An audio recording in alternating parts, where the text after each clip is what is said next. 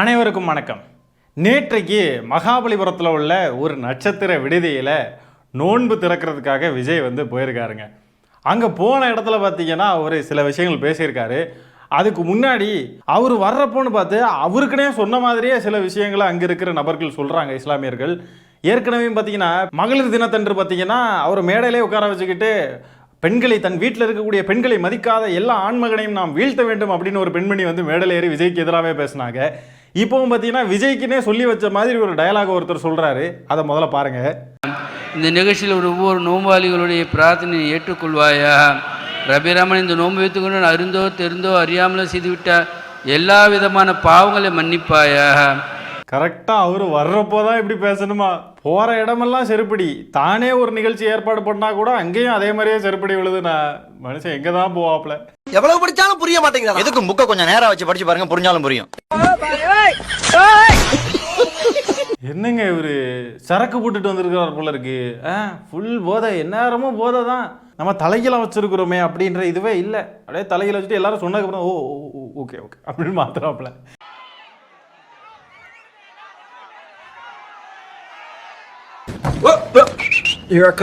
இப்ப பாரு அவன் பல்ல கடிப்பான் பாரு. ரசிகர்களை கண்டாலே பல்ல கடிக்கிறாப்ல பாருங்க அப்படின்னு. பார்த்தீங்களா, தனக்கு நேரம் போகுது, தனக்கு அப்படியே டைம் ஆகுது, வீட்டுக்கு போகணும், அங்கே பங்களாவுக்குள்ளே போய் உட்காரணும், அடிக்கணும், அங்கேயும் அடிக்கணும், அது சரக்கு சொன்னேன், எல்லாம் அடிக்கணும். இங்கே வர வேண்டியது இருக்கே, இந்த அரசியல் இவ்வளோ கஷ்டமாக இருக்கே, அரசியலுக்காக இப்படி நாடகம்லாம் பண்ண வேண்டியது இருக்கே, டைம் ஆகுதே, பல்ல கடிக்கிறாப்லங்க. வேண்டா வெறுப்பா பிள்ளைய பார்த்து காண்டாம இருக்கன்னு ஏன் பேர் வைக்கிறீங்க? இந்த நபருக்கு பொறுமைன்றதே கிடையாது. சைக்கோ. உடனே வந்த உடனே அப்படியே சிஎம் ஆயிடணும். அது நடக்கலையா கட்சியை கழிச்சிட்டு போயிடுவாரு. இதெல்லாம் பொறுமையெல்லாம் இருந்தே அவன் பொறுமையெல்லாம் எவன் இருப்பான்? அப்படியே உச்சத்துக்கு போயிடணும், உடனே உச்சத்துக்கு போயிடணும். அதெல்லாம் நோ வெயிட்டிங் பீரியட், நோ அப்படின்ட்டு தான் விஜய் இருக்காரு. அடுத்ததா விஜய் கூட்டணி பற்றி ஒரு முக்கியமான விஷயத்த பேசுறாரு. இதுதான் ரொம்ப முக்கியமான ஒரு பகுதி. ஃபர்ஸ்ட் அதை பார்த்துருவோம் வாங்க. நாம் அரசியலுக்கு வந்ததுலேருந்தே நம்மளை பற்றி நிறைய சில வதந்திகள், அந்த டீம் இந்த டீம் அப்படிலாம் சொல்லிக்கிட்டு இருக்காங்க இல்லையா? ஆனால் இவர் எந்த டீமும் கிடையாது, மக்களுடைய டீம், பீப்புள்ஸ் டீம் அப்படின்னு எல்லாருக்கும் தெரிஞ்சதுக்கப்புறம் பீப்புள்ஸ் டீம் கரூரில் பார்த்தோமே, பீப்புள்ஸ் டீம் எப்படி விட்டுட்டு ஓடுனார் அப்படின்றது. ஏர்போர்ட்டில் அவ்வளோ கேள்வி கேட்டப்போ கூட விட்டுக்கிட்டு ஓடுனார் பாருங்க, பீப்புள்ஸ் டீம். அடுத்து வேற என்ன அவதூறு பரப்பலாம் இவர் மேலே அப்படின்ட்டு ட்ரை பண்ணி எல்லாமே அவங்களுக்கு ஒர்க் அவுட் ஆகலை.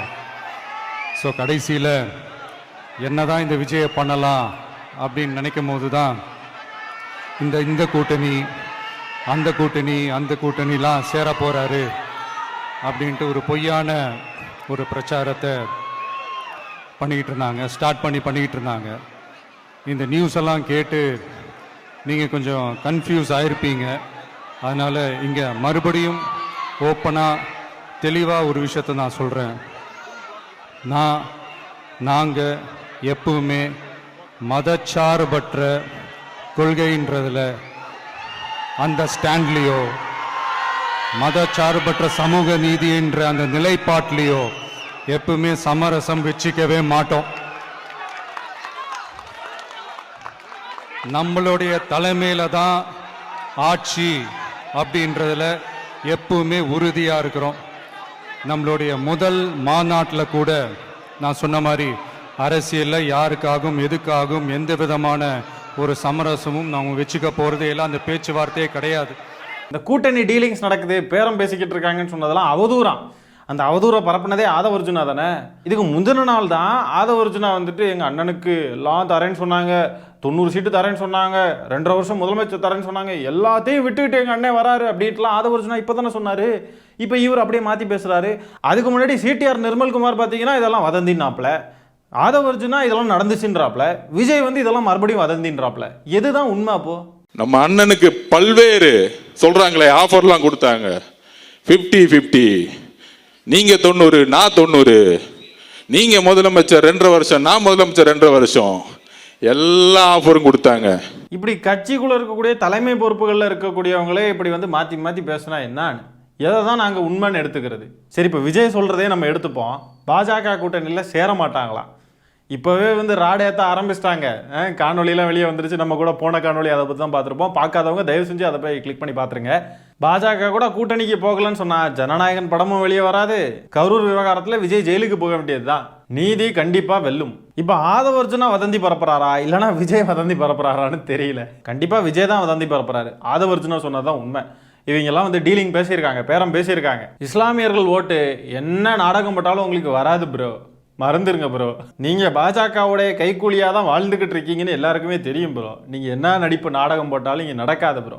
உங்களை போட்டு அங்கே நசுக்கிறாங்க. நீங்க தயவு செஞ்சு அங்கே போயிருங்க. இங்கே நீங்க நின்று இப்படி நாடகம் காட்டிக்கிட்டு இருக்கிறதெல்லாம் எதையும் மக்கள்லாம் நம்ப மாட்டாங்க. நோன்பு திறக்கிற இடத்துல கூட போய் நின்றுக்கிட்டு அரசியல் பேசிக்கிட்டு இருக்காருங்க இந்த ஆளு. வேற ஏதாவது ஒரு கூட்டம் போட்டு அதில் பேசினா ஓகே. நோன்பு திறக்கிற இடத்துல போய் இதெல்லாம் தேவையா? இப்படிலாம் பேசணுமா? எப்பவுமே சமரசம் வச்சுக்கவே மாட்டாங்க. அதனால சம்சாரத்தையும் கூடவே வச்சுக்க மாட்டாங்க. அதுதான் இவங்க கட்சி கொள்கை வேற லெவல். இப்படியெல்லாம் விஜய் இப்போ பேச ஆரம்பிச்சிட்டாரா இனி பாஜக கடும் நெருக்கடி கொடுப்பாங்க பாருங்க. இப்போ கரூரில் உள்ள ஒரு ஃபுட்டேஜை ரிலீஸ் பண்ணியிருக்காங்க. அங்கே நடந்தது படப்பிடிப்பு தான் அப்படின்றதையும் இப்போ ப்ரூவ் பண்ணியிருக்காங்க பாஜக சைட்லேருந்து. இனிமே ஒவ்வொன்றா வெளியே வரும். விஜய்க்கு வந்து நெருக்கடி பயங்கரமாக கொடுப்பாங்க. தேர்தல் தேதி நெருங்க கடும் நெருக்கடிகள் இருக்கும். தேர்தல்லையும் அப்படி விஜய் வந்து தனியாக நின்றுட்டார் அப்படின்னு சொன்னால் அவ்வளோதான். தேர்தல் முடிஞ்சதுக்கப்புறம் ராடை ஒரேடியாக விட்டு ஏற்றி வானத்துக்கு தூக்குவாங்க பாருங்க. வேற லெவல் ஃபன்னாக இருக்கும் பாருங்க. மதச்சார்பற்ற கொள்கைன்ற அந்த ஸ்டாண்ட்லையோ, அதாவது அது என்னன்னே அவருக்கு தெரியல. அதை மதச்சார்பற்ற சமூக நீதி கொள்கைகள்ன்ற அந்த ஸ்டாண்ட்லையோ அது என்னது அதை சொல்லுங்க. பாஜக கூட சேர மாட்டோம்னு சொல்றதை தவிர வேற எல்லாம் சொல்றாரு பாருங்க. பாஜக கூட சேரவே மாட்டோம் அப்படின்னு சொல்லலாம் இல்லையா? இப்போ கொள்கையில் ஸ்ட்ராங்காக இருக்கும் அப்படின்னு சொல்கிறாப்புல. அப்படி என்ன கொள்கையில் ஸ்ட்ராங்காக இருந்தாங்களோ, கொள்கையில் ஸ்ட்ராங்காக இருந்து தான் பேரம் பேசினாங்களா? இப்படிலாம் இவர் சொல்கிறதுனால என்ன பண்ணுவாருன்னு பார்த்தீங்கன்னா, பாஜக கூட கூட்டணிக்கு போனதுக்கு அப்புறம் நாங்கள் கூட்டணியில் சேர மாட்டோம்லாம் சொல்லலையே, நாங்கள் கொள்கையில் ஸ்ட்ராங்காக இருக்கோன்னு தான் சொன்னோம், நாங்கள் இப்போவும் கொள்கையில் ஸ்ட்ராங்காக தான் இருக்கோம் அப்படின்னு தான் சொல்லுவாங்க. அதிமுகவும் இதே ஃபார்முலா தானே. அண்ணாவை மறந்துக்கிட்டு இப்படி போய் பாஜகவுக்கு அடிமையாக இருந்துக்கிட்டு இருக்கீங்களே அப்படின்னு கேட்டாக்க, அண்ணாவெல்லாம் நாங்கள் மறக்கலையே பாருங்கள், அண்ணாவுடைய பிறந்த நாளைக்கு நாங்கள் வந்து இப்படிலாம் போடுவோம், அண்ணாவை நாங்கள் வந்து போற்றும் விதமாக பதிவுகள்லாம் போடுறோம் பாருங்கள், அண்ணாவை நாங்கள் மறக்கலை, எங்களை அப்படிலாம் சொல்லாதீங்க அப்படின்னு பாஜக சாரி அதிமுக சொல்லுது இல்லையா? பாஜகன்னு வருது பாருங்க. ஏன்னா அதிமுக பாஜக எல்லாம் ஒன்றாவே இப்போ பார்க்க ஆரம்பிச்சிட்டோம். நம்ம அவங்க எல்லாம் ஒரே மாதிரி தான் இருக்காங்க.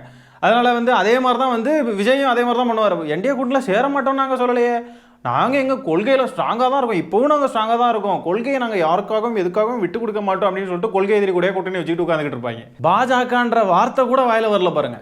நாங்கள் எங்கள் கொள்கையை சமரசம் பண்ண மாட்டோம்னு தான் சொல்கிறாரே ஒழிய பாஜக கூட கூட்டணி கிடையாது அப்படின்னு சொன்னால் அடுத்த ராடு சொங்கன்னு வந்து ஏற்றுவாங்க. பாஜகன்ற வார்த்தையை சொல்லாமலே போட்டு ஏற்றிக்கிட்டு இருக்காங்க. சொன்னால் என்னெல்லாம் ஆகுன்றதை யோசிச்சு பார்த்துக்கோங்க. விஜய் என்ன நினச்சிட்டு இருக்காருன்னா, என்டிஏ கூட கூட்டணிக்கு போகலாம் அப்படின்னு சொன்னால் தமிழ்நாட்டில் தனிச்சு நின்று நம்ம ஜெயிச்சு முதலமைச்சர் ஆயிட்டோம்னா நம்மக்கிட்ட பவர் இருக்கும், அப்போ பாஜக வச்சு செய்யலாம் அப்படின்னு சொல்லி நினச்சிக்கிட்டு இருக்கிறாரு. ஆனால் இவர் வந்து என்டிஏ கூட்டணிக்கு போனால் தான் அவருடைய சுயநலத்துக்கு அப்படின்னு சொல்லி யோசிச்சாருன்னா என்டிஏ கூட்டணிக்கு போனால் தான் தப்பிப்பார். இல்லைன்னா வச்சு செய்ய போகிறாங்க. தமிழ்நாட்டிலையும் ஆட்சியை பிடிக்க முடியாது. ஆட்சியில் ஒரு எம்எல்ஏ சீட், ஒரு டெபாசிட் கூட கிடைக்காதுங்க. ஆகவே விஜய் கம்பி எண்ணிக்கொண்டே களி தின்ன போவது உறுதி. நமக்கு செம என்டர்டெயின்மெண்ட் இருக்கு எலெக்ஷன் வரைக்கும். எலெக்ஷனுக்கு அப்புறமும் விஜய் தனிச்சு நின்றுட்டாருன்னு சொன்னால் அவ்வளோதான், வச்சு செய்வாங்க. செம்ம என்டர்டெயின்மெண்ட் இருக்கு பாருங்க. சரி, செய்திகள்லாம் வதந்திகள் பரவிக்கிட்டு இருக்கு, வதந்தி பரப்புறாங்க எல்லாரும் சொல்றாரு இல்லையா? ஆதவ அர்ஜுனா சொன்னதுக்கு என்ன பதில் சொல்றாரு? அதை கண்டிக்கிறாரா இல்லை ஆதவ அர்ஜுனாவை வந்து கட்சியை விட்டு நீக்கிறாரா? இப்படிலாம் பேசிட்டு இருந்தானா வேலைக்கு ஆகாத, வெளியே போ அப்படின்னு சொல்லிட்டு அனுப்பிவிடணும் இல்லையா? அப்போ ஆதவ அர்ஜுனா கண்ட்ரோலில் தான் கட்சியே இருக்கு அப்படின்னு பார்க்கலாமா? ஆதவ அர்ஜுனா கண்ட்ரோலில் தான் விஜயே இருக்கார் அப்படின்னு பார்க்கலாமா? விஜய் அப்போ கட்சி தலைவர் இல்லை. விஜய்க்குன்னு தனிப்பட்ட முடிவெடுக்கிறது, என்ன ஏது நடக்குது என்ன ஏது ஒன்றும் தெரியாது. அப்போ யாரோ கைட் பண்ணி தான் விஜய் வந்து நடந்துக்கிறாரு. இந்த இடத்துல போய் இப்படி பேசுங்க, நோன்பு திறக்கிற இடத்துல போய் இந்த மாதிரி பேசிடுங்க போதும் அப்படின்ட்டு யாரோ சொல்லி தான் அவர் செய்கிறார். அப்படி தான் நம்ம பார்க்க வேண்டியது இருக்கு. இதெல்லாம் ஒரு கட்சியா? ஆதவ அர்ஜுனா ஒரு பக்கம் வதந்தியை பரப்புறது இருந்தாலும் லயலாமணியும் ராஜ்மோகனும் வதந்தி பரப்புனாங்களே, அதுக்கு விஜய் என்ன பதில் வச்சிருக்காரு?